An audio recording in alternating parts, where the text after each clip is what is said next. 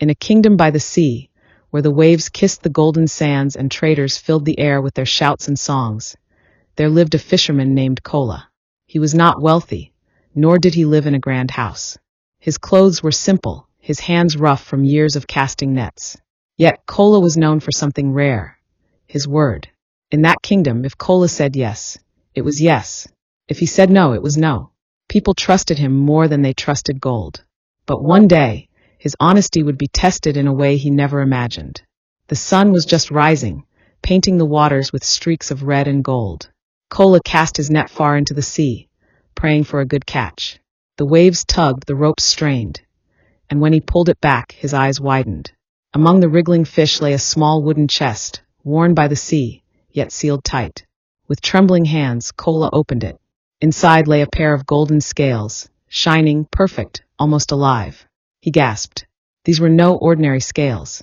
Weeks earlier, the king himself had announced a reward for anyone who could return them. They were said to be magical, always tilting toward truth, exposing lies with their glow. Kola's heart raced. If I sell this, he thought, my family will never know hunger again. We could buy a new boat, new nets, even a house of stone.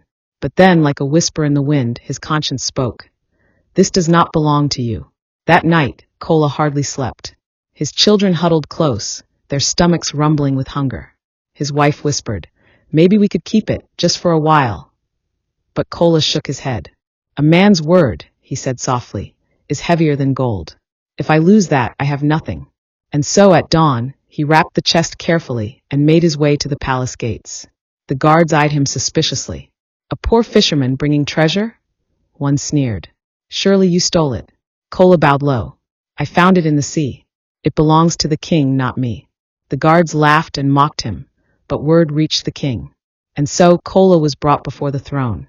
The king's eyes lit up when he saw the scales. He ordered them to be placed before him. As soon as Kola's hands released them, the scales glowed brighter than ever, tilting perfectly, as though bowing in respect to Kola's honesty. The court fell silent.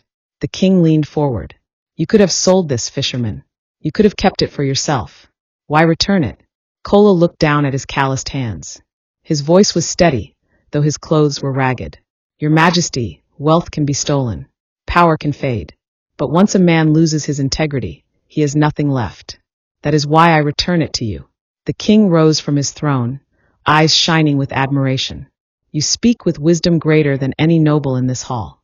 From this day forward, you shall be known as the keeper of the scales. He rewarded Kola with land to fish from, food for his family, and honor in the kingdom. From that day on, whenever disputes arose, people sought Kola's guidance. And under his watch, the scales of truth always glowed, reminding all that integrity, though invisible, shines brighter than treasure. And so Kola the poor fisherman became a guardian of justice, not because of wealth or power, but because he chose honesty when no one was watching. Moral of the story: integrity may not bring riches overnight, but it builds a legacy that no gold can buy. Did you enjoy this story? If you believe integrity is a treasure worth keeping, tap that like button. And don't forget to subscribe to this channel for more powerful and inspiring stories every week. Your support helps us bring more tales to life. Stories that touch the heart, spark the mind, and remind us of timeless values. Until next time, stay true and keep the light of honesty shining.